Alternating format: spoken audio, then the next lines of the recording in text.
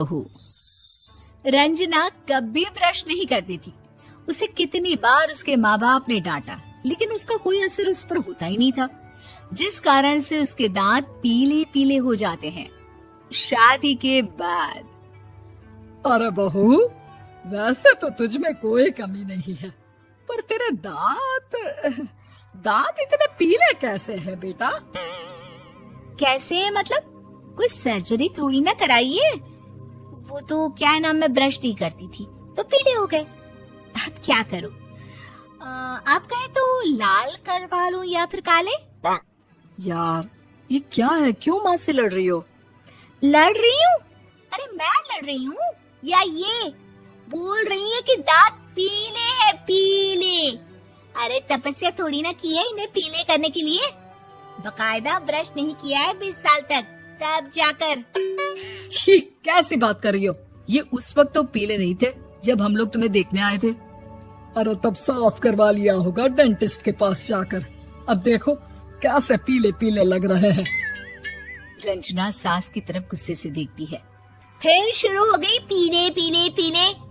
अरे पीले तो तब भी थे जब मेरे हाथ का रसगुल्ला उड़ा उड़ा कर खा रही थी और बोल रही थी, लड़की नहीं गुणों का खजाना दे रहे भाई साहब आप।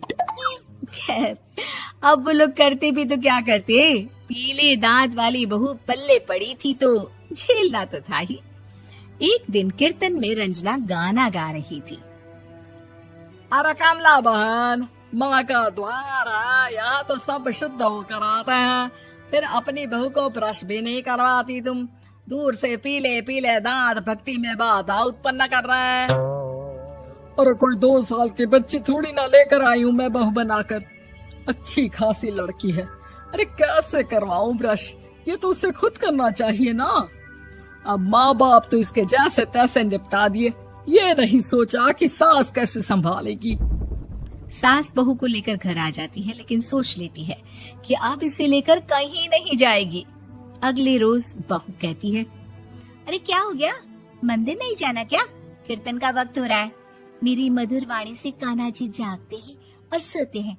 आप तो जानती है ना उनकी भक्ति में कितना मन लगता है मेरा। वो क्या है ना, तबीयत ठीक नहीं लग रही है मेरी, आराम करूंगी मैं। तबीयत ठीक नहीं लग रही? अभी तो मिथुन के गाने पर नाच रही थी आप, और अब बोल रही है कि तबीयत ठीक नहीं लग रही। अरे भक्ति में मन लगा लो सासू माँ, ऊपर जाना है, क्या मुंह दिखाओगी आप? हाँ? सास को बहू की बात पर गुस्सा आ जाता है। मैं क्या मुंह दिखाऊंगी, इसकी चिंता तो ना कर, समझी? अपने मुंह की चिंता कर, जो ये पीले पीले दांत लेकर हर जगह पहुंच जाती है। पता है लोग कितना मजाक बनाते हैं। ना जी ना, मैं नहीं जाना कहीं तेरे साथ। तो ये बात है। कोई ना, मत जाओ, मैं अपने कमरे में ही बैठकर भक्ति कर लूंगी। ऊपर वाला दांत थोड़ी ना देखता है, मन देखता है, भावना देखता है। और अरे बस बस, तू सब कुछ दिखा, बस ये सफेद चमकदार दांत ना दिखाना किसी को, है? जा यहाँ से। बहू को सास की बात का कोई फर्क नहीं पड़ता, वो तो जैसी थी वैसी ही रह जाती है। सुबह नहाकर किचन में खाना बनाना, फिर खाना खाना, कीर्तन भजन करना और सो जाना। एक दिन, माँ जी मैं सहेली के घर जा रही हूँ, शाम को लेट आऊंगी। हाँ, तो जाना, मैंने कौन सा तेरी आरती करनी है घर पर बैठकर। रंजना सहेली के घर जाती है, जहाँ वो पार्टी में जाने की तैयारी कर रही होती है। अरे शिखा, कहाँ जाने की तैयारी कर रही है? मैं गलत वक्त पर आ गई क्या?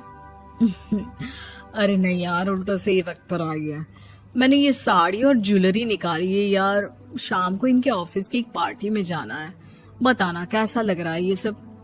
नहीं यार, इस ड्रेस के साथ तो वो वाली ज्वेलरी अच्छी लगेगी। हाँ, सही बोल रही है, मैंने ध्यान ही नहीं दिया। वैसे तो हमेशा से मस्त फैशन सेंस रखती है। तो बड़ा जाती होगी ना पति के साथ पार्टी में। रंजना कुछ नहीं बोलती, बस सोचती है कि यार काश ये बात सही हो जाती, पर मैं क्यों नहीं जाती पार्टी में? क्या इन लोगों की कोई पार्टी होती नहीं होगी?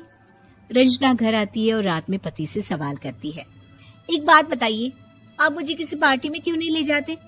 क्या आपके यहाँ ऑफिस में पार्टी नहीं होती? पति बेचारा क्या कहता कि दांत पीले हैं तुम्हारे इसलिए। अरे कोई पार्टी होती नहीं हम लोगों के ऑफिस में, तो कहाँ से लेकर जाऊं?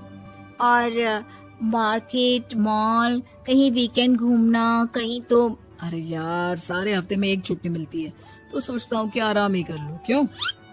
रंजना मन मार के रह जाती है। पहले कभी सास के साथ मंदिर जाया करती थी, लेकिन वो भी सास ने ले जाना बंद कर दिया। घर बैठी बैठी रंजना बोर हो जाती है। तभी उसे आइडिया आता है और वो मायके जाने का सोचती है। सासू माँ, 2 दिनों के लिए मम्मी के घर जा रही हूँ। अच्छा अच्छा, ठीक है, आराम से जा। और हाँ, माँ से कुछ अच्छी आदत सीख कर आना कि कैसे शरीर के हर भाग की तरह दांतों की सफाई भी जरूरी होती है, समझी? शुरू हो गई ना आप। वो लोग आपकी तरह नहीं है कि छोटी छोटी बात का बतंगड़ बना दे। उन लोगों के लिए मैं मायने रखती हूँ, ना कि मेरे पीले पीले दांत। रंजना माँ को बिना बताए उन लोगों को सरप्राइज देती है, लेकिन जैसे ही वो दरवाजे पर पहुँचती है, अंदर देखती है कि घर वाले कहीं जा रहे होते हैं। अब माँ, काश रंजना दीदी के दांतों वाली प्रॉब्लम नहीं होती, तो वो भी हम लोगों के साथ चलती ना बुआ जी की बेटी की शादी में। हाँ बेटा, लेकिन अब उसे कौन समझाए कि उसको उसके पीले दांत नहीं दिखते, लेकिन उसके आसपास के लोगों को कितना एम्बैरेसिंग फील कराते हैं। मुझे तो कितनी बार उसके स्कूल की टीचर ने शिकायत की कि उसके साथ कोई लड़की बैठना भी नहीं चाहती, और ना ही कॉलेज में कोई उससे बात करना चाहता था। लेकिन पता नहीं क्यों उसे ये बात समझ में ही नहीं आती। कोई कमी नहीं है उस लड़की में, बस यही कि दांत पीले हैं।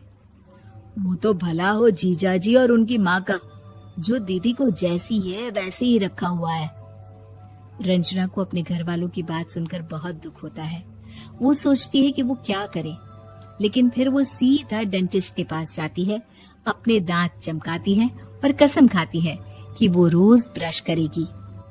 अरे क्या हो गया? तुम तो 2 दिनों के लिए गई थी ना, पर कोई ना, अच्छा है, चलो आ गई तो। रंजना सास के सामने आकर खड़ी हो जाती है और पूरी स्माइल करती है, उसके चमकदार दांतों को दिखाती हुई। हैं? चले मंदिर। माँ, मुझे माफ कर दीजिए, मैंने आप लोगों को बहुत एम्बैरेसिंग फील करवाया। मैं आज से रोज ब्रश करूंगी।